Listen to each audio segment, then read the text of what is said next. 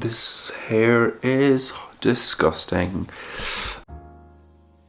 Hello, my name's Tom and welcome back to my channel. Welcome back to another vlog. The last time I vlogged, I was in France and I kind of just left you there with no information. I just kind of disappeared and I haven't made a vlog in like 3 or 4 months, and I thought it was about time I made another vlog. And basically, I am at home today. I'm just going to be watching movies. I'm going to have a slow day. I'm not going to be doing much, and I kind of wanted to bring you with me, which is kind of like a weird thing because I'm not doing much, but I'm also kind of like excited to just stay at home. Hopefully, I'm going to watch a good few movies. I'm going to talk about them. I'm going to show you things. I actually want to show you things around the apartment. But first I want to show you how I pick the movies that I watch at home, because I have so many movies on my watch lists between IMDb and Letterboxd. It's absolutely ridiculous. So I'm going to go pick a movie and I'm going to show you how I do that. So let's go. And by let's go, I mean let me go grab my laptop. Okay, so I got my phone and I'm gonna go on Letterboxd. Right, so this is what I do. How I decide on like what movie I'm gonna watch. And I do this genuinely almost, well, every day. Every time I try to watch a movie and I'm not sure what I wanna watch, like sometimes I obviously just, I know what I'm gonna watch. Like for example, last week I watched Past Lives, or like the week before, and I just knew that's the movie I was in the mood for. I knew exactly what I wanted to watch, but usually I find it difficult to just pick a random movie out of my head and know exactly what I wanna watch, because there's just so many movies. It's so fucking overwhelming, and it's just difficult. So anyway, I get my Letterboxd. I have my huge watch list here. I actually made a video about that if you want to go watch it. I've added a lot more movies since, and I go through every single movie. And every time I see a movie that I'm in the mood for, I open a new tab on my laptop here, and I type in that movie. So for example, if it was like The Wrestler, right? So I have The Wrestler, and then I keep going until I get to the end of my list. And hopefully, by the end of that, I have like 5 or 6 movies that I'm definitely in the mood for. Then I look at my laptop like this. I stare at it and see what I'm in the mood for, and then I watch the movie. So I'm gonna go do that. I'm gonna go flick through my Letterboxd and I'm gonna do that. The reason I do this also is because I have like this really bad habit of just being overwhelmed and then just deciding not to watch things. And I think it's better when I just have a small list of 5 or 6 movies that I don't overwhelm myself with, and I don't stress about it, and then I just have to watch one of those movies, and I feel like that's a smart thing to do. So I'm gonna go do that and we'll see what I pick. Okay, so I got my laptop and I have my movies picked out. I have quite a lot. I think there's like 10, and I think I know which one I'm gonna watch. So I'm gonna quickly tell you the list, and then we're gonna go see what one I'm gonna pick. Usually whenever I try list out my movies, I try have a few different genres in case I change my mind, because that's just me. So anyway, I have no idea if you can see my laptop properly. I'll try to set like this so you can kind of see it. So we have Evil Dead, Language Lessons, Great Freedom, sorry, Jeepers Creepers, You Hurt My Feelings, When You Finish Saving the World, Hatching, Sax and Lucilia, How to Blow Up a Pipeline, Nope, Cha-Cha Real Smooth. You cannot see my laptop, I just realized. Cha-Cha Real Smooth, The Wrestler, Antiviral, and Happy Death Day. I have no idea if you got to see anything there. I bet you didn't. Sorry, I keep looking at my hair. It is absolutely ridiculous, and I'm out of focus. Okay, I'm back in focus. And I think out of all of those movies, out of all of them, I'm gonna pick Evil Dead. And the reason I'm gonna do that is because I went to see Evil Dead Rise in France. I made a video about that, and I feel like I just want to watch the movie before that. And I know I'm kind of doing it backwards because you had the original Evil Dead movies, and here I am watching the remakes, or like the newer Evil Dead movies, which is probably a very stupid thing to do, but I'm just wanting to watch a gruesome fucking over-the-top horror movie, and I feel like Evil Dead is the one. I feel like that's the movie. I also have Antiviral, directed by Brandon Cronenberg. I have no idea if I pronounced that correctly, and I've watched all of his other movies, and this is the only one I haven't watched, which is also his first movie. I feel like there's like a theme here. I keep watching the newest movies, but not the oldest one. So I feel like I'm gonna watch Evil Dead. I'm excited for that, and then after that, I'm gonna tell you what I thought about the movie, and I'm gonna show you.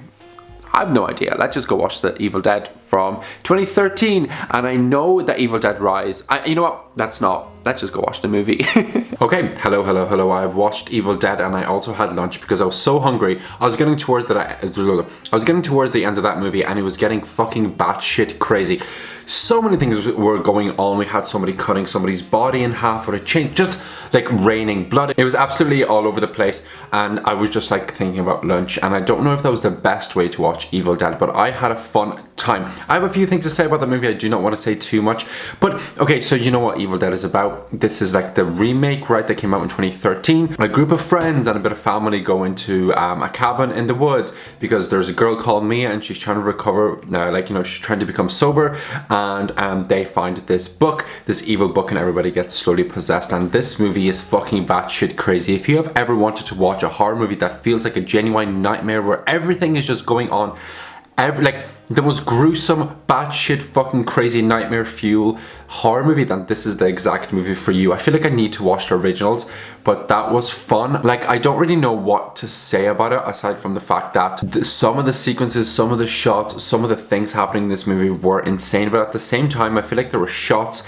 that they could have actually shown even more detail. Like, this is an 18+ movie, you know, like it's very gruesome, and I sometimes wanted to see even more, but maybe that's just me. The only thing that I didn't like about this movie is some of the actors. Actually, you know what? All of the acting in this movie. We had the main guy, was his name like David? I'm checking up on my letterboxd here. I'm pretty sure his name was David. He was an awful actor. The chemistry on the screen just wasn't there, I felt like, and I feel like that was the only thing that was missing. Some of the acting, some of the delivery of the lines were so like corny and just didn't work for me. But I also understand that this is kind of like a movie that's going off the original Evil Dead, where everything is also absolutely batshit crazy. It's just basically like a montage of insane things, and his name is David. Yes, I got it here. And I feel like I just need to I need to watch the original movies because I am a disgrace. But from what I've seen, the two new movies, I'm enjoying them. I enjoyed the newer Evil Dead Rise more than the one I just watched right now, but it was a good time. I gave it a 3 out of 5 on Letterboxd, and I'm gonna go watch something else now. So I have just watched a short horror movie. It's literally 5 minutes long, and I'm out of focus. Come on, come on, come on, please go and focus. Okay, so I just watched a short horror movie. It's 5 minutes long. It's on YouTube. It's called Appendage. It is with Rachel Sennett, and that is the reason that I watched it, is because I'm trying to get through all of the movies that she has been in, and this is one that I just haven't watched. It's basically about a young fashion designer, and it's kind of like a horror type movie. I don't know if I mentioned that. I probably have mentioned that, but basically she has like this weird like human thing growing at the side of her stomach. It's kind of like a symbol for all the self-doubt that she has in her head because she's placed in a new position, and she's kind of presenting to this like older fashion designer who knows everything, and she's kind of like insecure about her ideas, and it's basically her trying to get rid of this thing on her stomach, this like little human, and she like tries to like cut it off and get rid of it. This movie is funny. It is great. Rachel Sennett is incredible. I want to see her in more horror movies. I know that she's been in Bodies, but I feel like she's just one of the best actors at the moment. I fucking love everything that she's in, and I think I have like one more thing left to watch with her in it. I'm not too sure. I don't remember, but it was great. It was 5 minutes long. It's on YouTube. You should definitely watch it. But now I'm going to tell you everything that I have watched so far this month. And let me quickly get my phone because it's on Letterboxd. Okay, so everything that I have watched so far this month and my ratings. Okay, so here we go. September, I watched Trading Places, which is an Eddie Murphy comedy movie, which was quite fun. It wasn't anything spectacular. I've just kind of been on a Eddie Murphy binge recently, and I gave that 3.5 stars. I watched 12 Monkeys after that, and I thought 12 Monkeys was absolutely fucking incredible. It made me think so much. After the movie ended, I literally watched the movie, not entirely, but I watched like the first 30 minutes again because just everything was slowly making sense for me after I watched the movie, and I fucking loved it. Then I watched Lethal Weapon for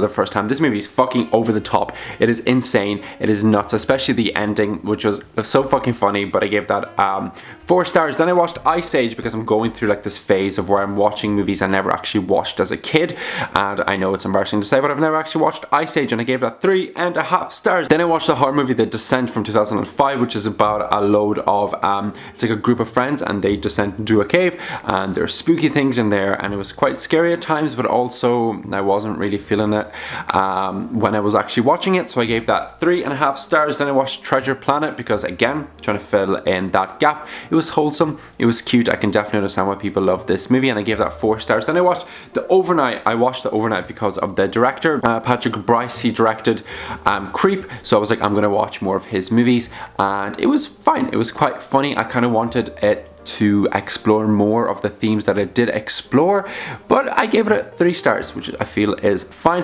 Then I watched Possessor, which I fucking loved, which is a Brandon Cronenberg movie. So interesting. The concept was so cool. It's basically about a person who is able to go into another person's body, and then they have to do things in another person's body. It's great. It's very weird in his style.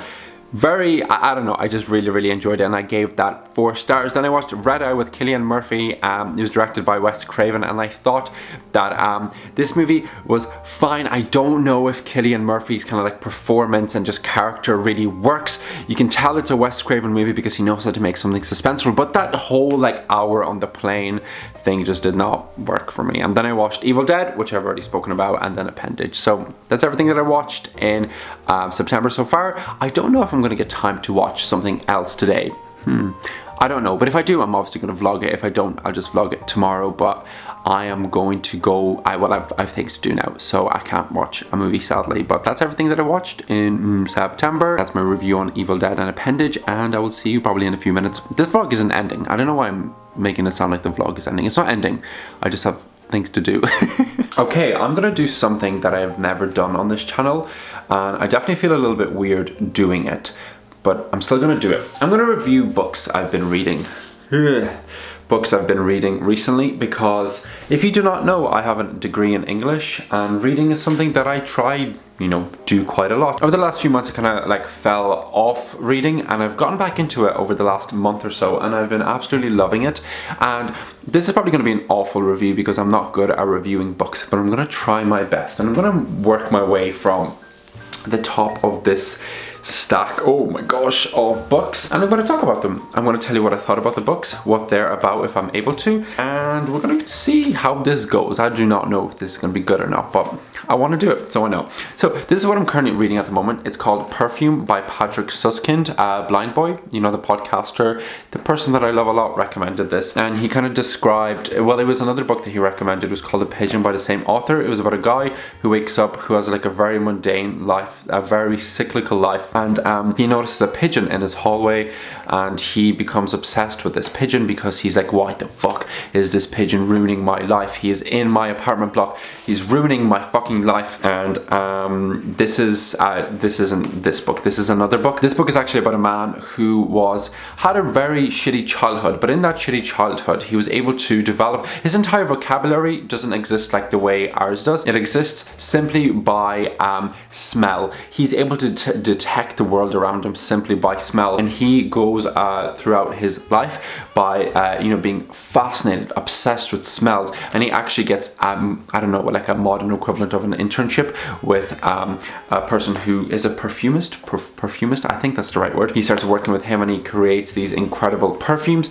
but he that's only halfway into the book, and this has some of the most beautiful writing, some of the most descriptive writing. I've been learning a lot about smells.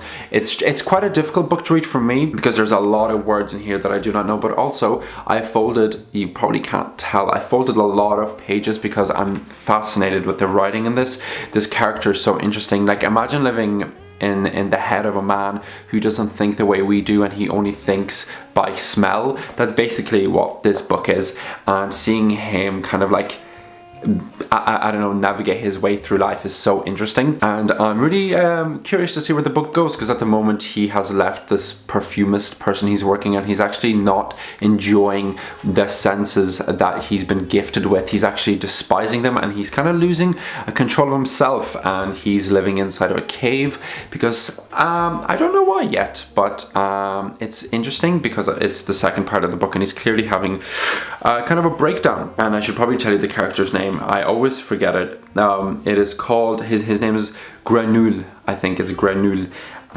He's living in Paris, was living in Paris. He's now living in a cave. Next, we have Anton Chekhov, Gooseberries.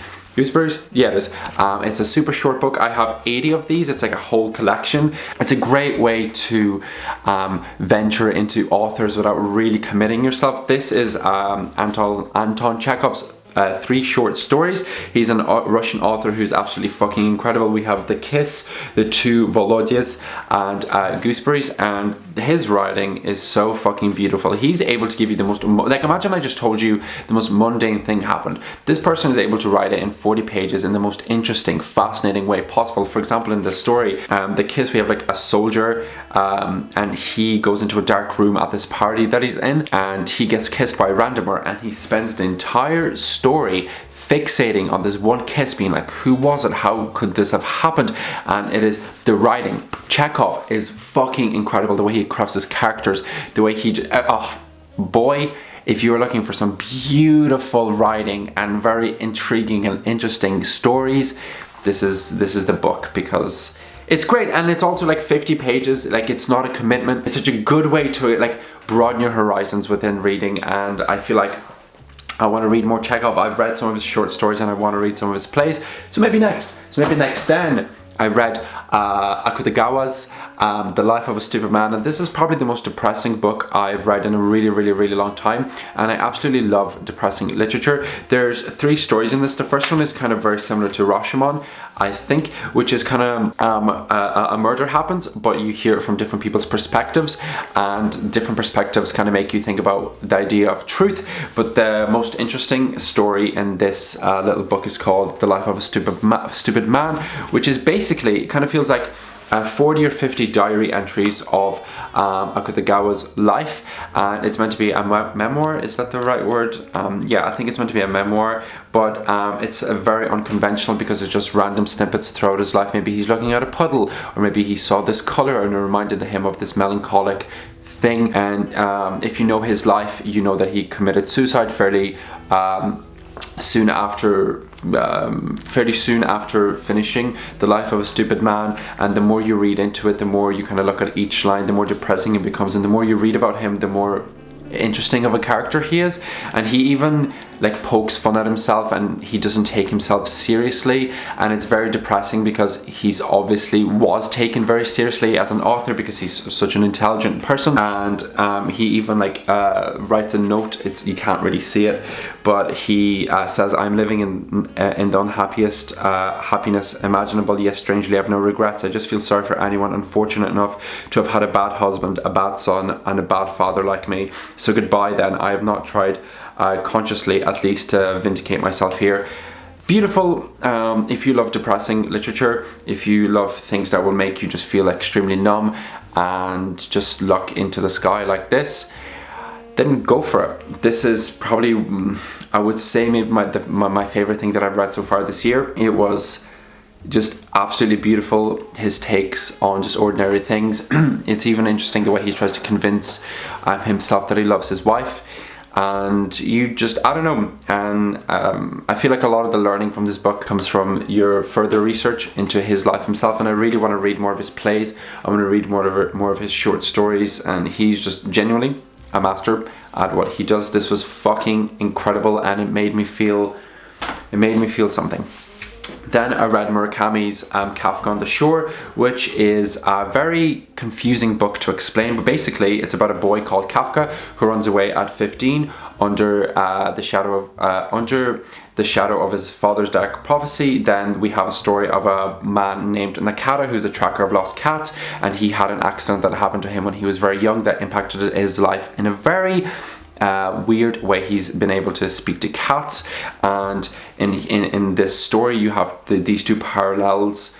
You have these two parallel characters going through their life, discovering things about themselves, especially about Kafka because he's a 15-year-old running away, and then we have Nakata who does remember a lot of things in his life before this accident happened. And this book is filled with a lot of mystery, a lot of beautiful writing, a lot of attention to detail. Like, you see Kafka's maturity throughout the story. There's so many interesting characters and so many like literal historical facts that I learned throughout this book, and it's just fucking incredible. It's a very difficult book for me to explain because it's a big book. It's like 560 pages or something like that. I don't really know. It says here that there's a savage killing, but the identity of both victim and the killer is a riddle, one of many which combine to create an elegant, dreamlike masterpiece. And that's like, it feels like a dream, this book, because it dabbles into like how do I even describe it? Kind of like magical writing, I suppose.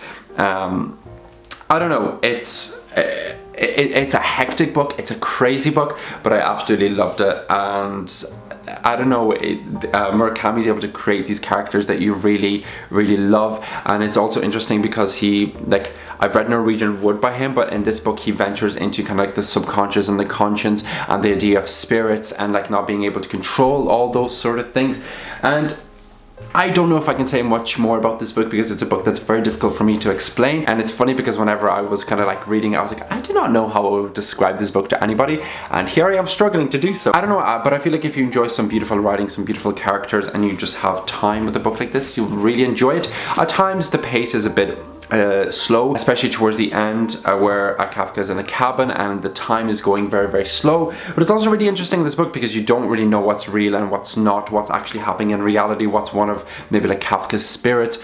Like there's like mysterious characters like a crow, like what does this crow represent? It's a really, really, really interesting book. It gives you a lot of food for thought. Then I read Emily Pine.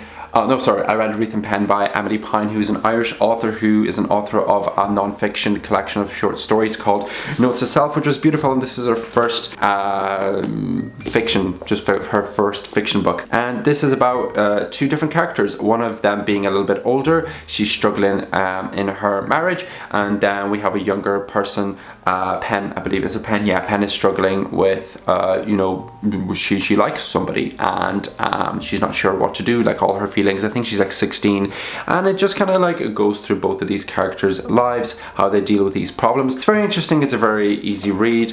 Yeah, it's kind of like a Sally Rooney book, you know. It's not too crazy. It's a very easy read. It's interesting to kind of just, sometimes, you know, whenever you just want to read a book where not much happens and you're just kind of following other people, it's like a form of escapism. That's how I would explain Wreath and Pen. It's great, and you know, it's good. It's good. And then I read this fucking beast. Do you see this? I didn't read it all, I'm not gonna lie. There's like 20 or 30 pages I didn't read, but it's about Franz Kafka, who's my favorite fucking author. It's about his kind of like hidden life of him venturing into drawing, and in here you realize you'll learn quite a lot about him, I suppose. You learn that he obviously did not want any of his works to be published, including his drawings, and it's just a side of him that nobody ever knew about. Recently, because his works were kind of like privatized, I think that might be the right word, you know, they were possessed by it was like Max Broad's, who's like his friend's friend. She possessed him after Max died, who possessed him before her, and they just didn't really want to expose his drawings to the world. But it's also really interesting because it talks about kind of like the person who did initially, Max, who possessed Kafka's drawings initially. He was not sure, like he was, I don't know, he came across as a person who really cared about his work, and he, you know, we have to thank him for letting us, you know, have possession of a lot of his writing works after he died, because he's the person that went to get them published. But also he treated like his drawings like shit, you know, he cut them out and he only showed like his best stuff, because I think he tried to give Kafka a big name as a as an artist, but that didn't really go anywhere, because I think he might have felt insecure, and the further on he got on in life, the more private he became about his drawings. So there's about like 30 pages about the history of that, and then a lot of this book is just, it is just a lot of drawings. Oh gosh, I do not know if I could show you.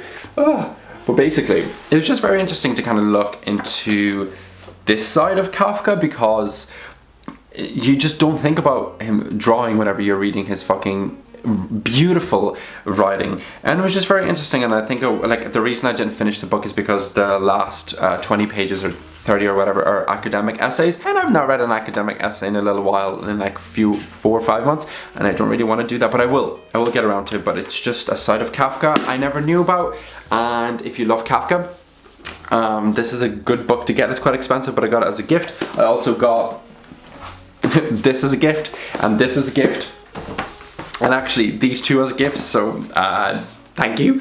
And and then I bought this myself because I fucking loved it, but I got the pigeon as a gift. And yeah, I did not think I would be talking about books for like 12 or 13 minutes, so I'm sorry.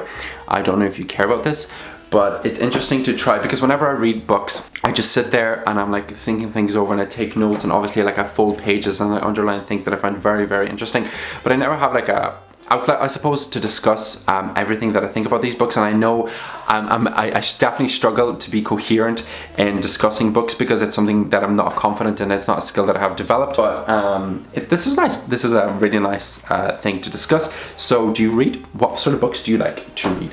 These is what I've been reading recently, and I think after this I'm not sure what I'm going to read next, but I can keep you up to date if you would like. But yeah, that's kind of what I've been reading recently. The thing with me is I'm a very slow reader. Like sometimes I have to reread lines over and over and over again, but also I think it's good because I really take things in, but sometimes I fucking wish I could just sit down and just read for like 3 hours, but I never can. Oh, hello. Oh, this is weird. I'm recording on my phone. I'm gonna get like half into bed because look, like legs swinging. I'm gonna talk about a movie that I watched because it is getting late and I've been reading for a little while and I just watched a movie and now I'm recording on my phone because I'm just not setting up the big fucking camera because it's just not worth it, and hopefully the phone will do. I have like this like cool like tapestry thingamajig from Sweden, and I actually have a poster of Kafka, the author I mentioned earlier. But anyway, we're talking about a movie that I watched. I watched The Emperor's New Groove. I'm just gonna redo the synopsis from my phone because I feel like this movie is very simple, but to describe it is a little bit difficult. So we have Emperor Kuzco is turned into a llama by his ex-administrator Yzma, and must now reign his throne with the help of Pacha, the gentle llama herder. But also, I feel like this movie does not mention the iconic characters of Kronk, who is fucking hilarious, and the fact that Kronk and Yzma accidentally turned the Emperor Kuzco into a fucking llama, and the Emperor earlier in the movie told Pacha, I don't even know how to say his name correctly. He told him that he's gonna like basically like kick his house away and he's gonna build a pool in his place. And this entire movie is basically just the Emperor, you know, like learning the fact that he's like, you know, it's one of those movies where he's like a bad person at the start and he turns into a good person throughout the movie and forms like a really good relationship. But it is fucking hilarious. This movie was so good. I know that's like the type of formula that all the movies like Pixar and all Disney and all them sort of movies follow, but it was really, really good because there was the villains were really interesting. The main character, the Emperor, you just do not like him for so much of the movie, and the characters are crafted so well because I remember like watching it like 45 minutes in and I was like genuinely getting heated. I was like, he's such a fucking dick. And I think that's a sign that this is a really good movie, and I feel like this is quite like a self-aware, quirky movie because the narrator is the Emperor and he half narrates this movie at times. Like he jumps in and out and he's like just making like jokes, and this movie is also quite funny, especially when you're an adult and you pick up on so many things.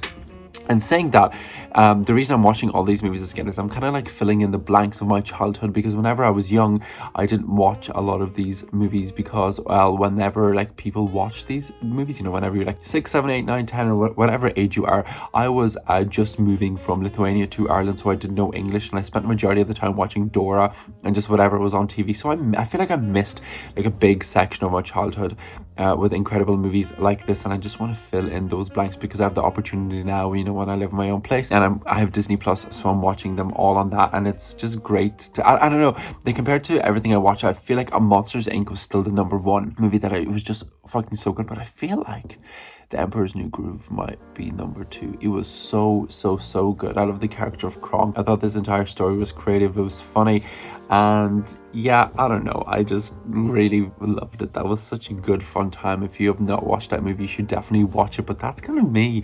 I think I was gonna vlog tomorrow, but then I realized I'm not gonna be doing anything. So if I do something fun tomorrow, I'll like throw it in, but I don't think I am, so I might end the vlog here. If you see like there's more time, then I will be doing something, but I probably won't be. And this was kind of fun. Initially I started filming this vlog, I gave up, and I was kind of like beating myself up because I was just like not in the mood to make a vlog or anything like that. And then I was like, fuck it, I'm gonna try it again, I'm gonna film again. And I'm really happy I did film because I watched 2 incredible movies, 1 really good short movie, I reviewed books, I told you about the process of me picking a movie, and I just kind of talked about things a lot. And the only other thing I wanted to discuss, if you have made it this far into the video, is that I mentioned the fact that my 100th video is coming up soon. I think it's in like a month and a half or something like that, and I don't really know what to do.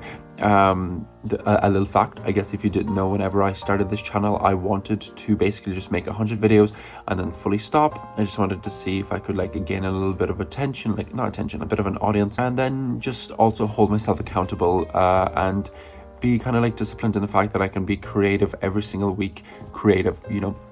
But I've been kind of having thoughts that maybe should I stop making videos, should I not? But I know this sounds like really corny and really cheesy, but it is videos like this that I really do enjoy making. Videos, it really just makes me really happy, and I'm not sure what I'm going to do after my 100 videos. Realistically, I'll still make videos every single week, but it's just this weird thought I'm having. I don't know if my videos are good enough or if they're entertaining enough, because obviously I don't have like a lot of views and I'm not doing this for views. And I know that's, again, everything I'm saying is so generic and so cliche, but it is something that I think about quite a lot. So I don't know, I'm going to see what I'm going to do for my 100th video, but I've been loving this. I had a really good day. Thank you for listening to me talk. What was the last movie that you watched? What did you think of it? Did you watch a lot of, okay, actually, I have a different question.